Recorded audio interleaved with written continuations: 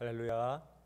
주님 사랑하는 마음으로 이 새벽 예배에 오신 우리 성도님들을 주님의 이름으로 환영하고 축복합니다.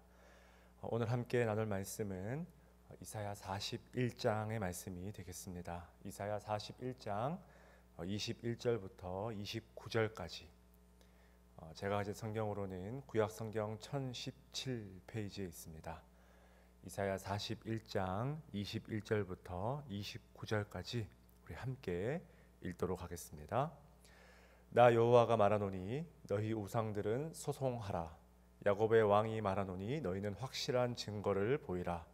장차 당할 일을 우리에게 진술하라. 또 이전 일이 어떠한 것도 알게 하라. 우리가 마음에 두고 그 결말을 알아보리라. 혹 앞으로 올 일을 듣게 하며 뒤에 올 일을 알게 하라. 그리하면 너희가 신들인 줄 우리가 알리라. 또 복을 내리든지 재난을 내리든지 하라. 우리가 함께 보고 놀라리라. 보라, 너희는 아무것도 아니며 너희 일은 허망하며 너희를 택한 자는 가증하니라. 내가 한 사람을 일으켜 북방에서 오게 하며 내 이름을 부르는 자를 해 돋는 곳에서 오게 하였나니 그가 이르러 고관들을 석회같이 토기장이가 진흙을 밟음같이 하리니 누가 처음부터 이 일을 알게 하여 우리가 알았느냐? 누가 이전부터 알게 하여 우리가 옳다고 말하게 하였느냐? 알게 하는 자도 없고 들려주는 자도 없고 너희 말을 듣는 자도 없도다. 내가 비로소 시온에게 너희는 이제 그들을 보라 하였노라. 내가 기쁜 소식을 전할 자를 예루살렘에 주리라. 내가 본즉 한 사람도 없으며 내가 물어도 그들 가운데 한 말도 대답할 좋은 자가 없도다. 보라, 그들은 다 헛되며 그들의 행사는 허무하며 그들이 부어 만든 우상들은 바람이요 공허한 것뿐이니라. 아멘. 우리 함께 말씀을 위해서 잠깐 기도하시겠습니다. 은혜가 풍성하신 우리 하나님 아버지, 오늘의 이 만나의 또 생명의 말씀을 통하여서 우리의 영혼이 소생케 되고 하나님 앞에 또 세상 앞에 우리의 사명대로 살아가는 복된 시간 되게 하여 주시옵소서. 감사드리며 살아계신 예수 그리스도의 이름으로 기도드리옵나이다. 아멘. 우리 함께 읽은 말씀 가지고 우상의 무능함을 폭로하라, 우상의 무능함을 폭로하라 라는 제목으로 우리 함께 하나님 말씀 나누겠습니다. 우리는 이제 지금 이사야서의 후반부를 함께 묵상하고 있습니다. 이사야서는 우리가 잘 아는 대로 크게 두 부분으로 나눌 수 있어요. 전반부인 1장부터 39장까지, 그리고 이제 후반부인 40장부터 66장까지 그렇게 구분 지을 수 있습니다. 그런데 특별히 이제 40장부터는 바벨론 땅에서 신음당하고 있는 이 고통당하는 백성들을 위해서, 즉 이방 땅에서 비참하게 포로된 백성들을 향해서 선포된 말씀이라는 사실을 먼저 전제로 하고 이 말씀들을 읽어나갈 필요가 있습니다. 자, 그럼 그 당시에 주전 6세기 시기에 이 고대 근동의 맹주로 자리 잡았던 이 바벨론으로 끌려간 포로들은 매일같이 여러분 어떤 영적인 시련과 고통 등을 경험하며 살아갔을까요? 먼저 이들은 주변에 이 바벨론의 우상들이 판치고 있는 것을 매일같이 보면서 숨죽여가며 저항하지도 못한 채 그렇게 살아갔을 것입니다. 오늘날의 여러분, 북한 땅을 생각하면 아마 제일 비슷할까요? 가는 곳마다 그 김씨 부자들의 그 우상들이 판치는 장면을 보고 있는 것과 똑같다는 거예요.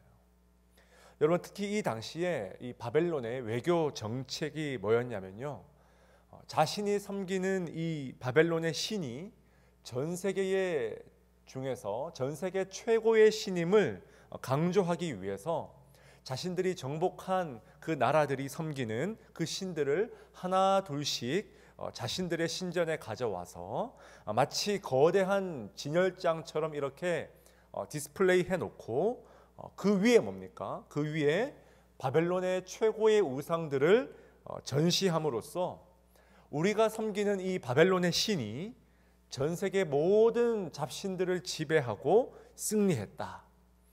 여러분, 지금 이 메시지를 대대적으로 포로민들에게 선전했다는 거예요. 자, 그런데 우리가 잘 아는 대로 여러분, 구약의 하나님, 이스라엘의 하나님은 여러분 어떤 하나님이십니까? 절대로 우상들을 만들지도 말고 이 하나님을 눈에 보이는 형상도 세우지 말라고 그렇게 강조했죠. 왜 그렇습니까? 하나님의 유일한 형상은 하나님이 직접 창조하신 사람이기 때문에, 인간이 하나님의 유일한 형상이기 때문에 또 다른 하나님의 형상을 나무로도 금속으로도 그 어떤 것으로도 만들지 말라고 십계명에 정확하게 기록되어 있죠. 그래서 이 바벨론이 예루살렘 성전을 함락시키고, 여러분 무엇을 바벨론의 신전으로 옮겨 놓습니까?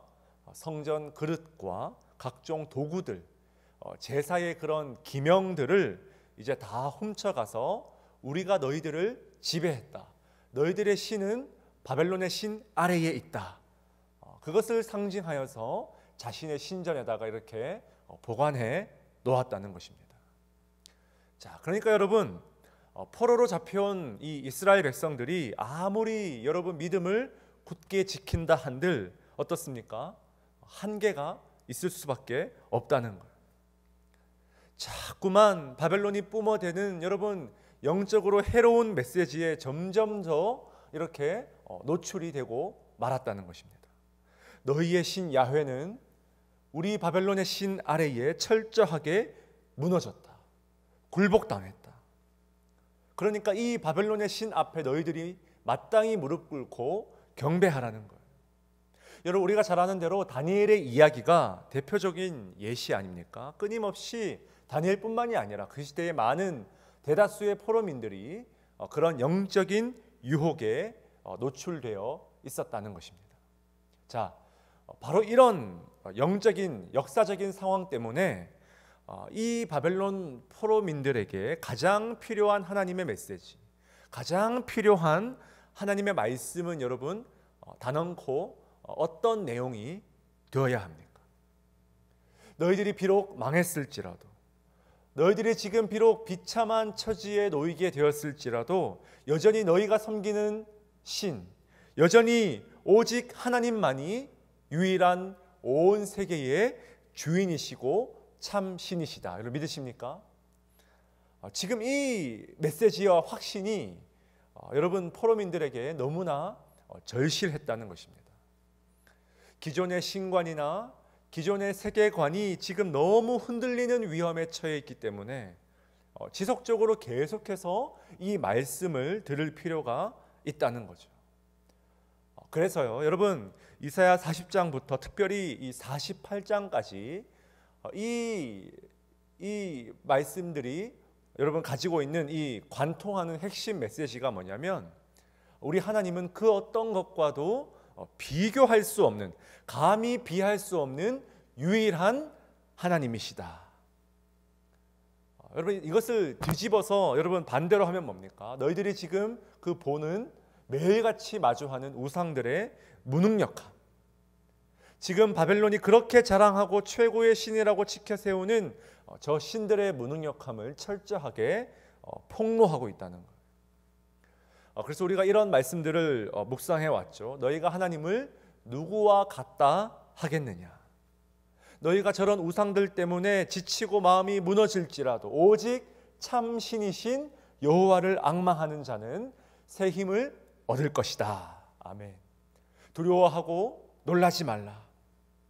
내가 너와 함께 함이니라. 여러분 계속해서 이런 말씀들을 통해서 그들을 위로하고 계신다는 것입니다.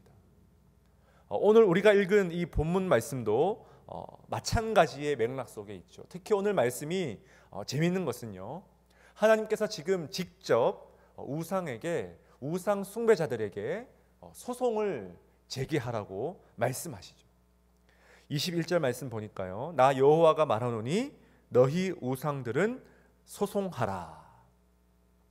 자, 여러분 이게 지금 뭐냐면, 지금 하나님은 우상 숭배자들을 불러서 그들에게 재판정에 그들을 세워서 변론할 수 있는 기회를 주고 계시다는 거예요. 일종의 법정 드라마처럼 지금 소송의 양식을 빌려가지고 선포하고 있는 거죠. 너희는 확실한 증거를 보이라. 법정에 세워져 여러분 어느 신이 참신인지 진실을 한번 밝혀보자는 거예요. 과연 너희들이 어떤 증거를 내세울 수 있겠냐는 거예요. 바벨론이 정말 참신이라면 그 신이 참신이라는 증거를 가져와라. 정면 대결을 지금 선포하고 있다라는 것입니다. 자, 바로 이러한 하나님의 변론 앞에 여러분 우상 숭배자들이 내놓은 답변이 무엇입니까? 결론부터 말하자면 28절에 보니까 이렇게 말합니다. 내가 본즉 한 사람도 없으며 내가 물어도 그들 가운데에 한 말도 대답할 좋은 자가 없도다. 우상이 여러분 얼마나 지금 무능력한 존재인지가 드러나고 있죠. 한 말도 대답할 좋은 자가 없도다. 자, 29절도 마찬가지입니다. 우리 함께 있습니다.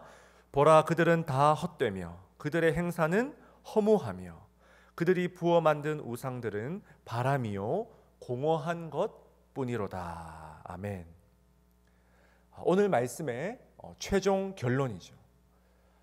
우상은 생명을 주지 못할 뿐더러 자꾸만 우리의 인생을 허무하게 만드는 이 우상의 무능력함을 철저하게 폭로하고 있다는 것입니다. 특히 여러분 여기 마지막에 보니까 우상은 공허한 것뿐이니라, 공허하다 이렇게 말씀하고 있죠. 여기서 이 공허하다라는 말이 히브리어로 토후라고 하는데 바로 창세기 1장 2절에서 사용된 단어입니다. 하나님의 임재와 하나님의 그 말씀의 창조로 인해서 여러분 온 땅이 충만하기 이전의 상태, 여러분 이 땅이 어떤 모습이었습니까? 땅이 혼돈하고 공허하며 흑암이 깊음 위에 있다.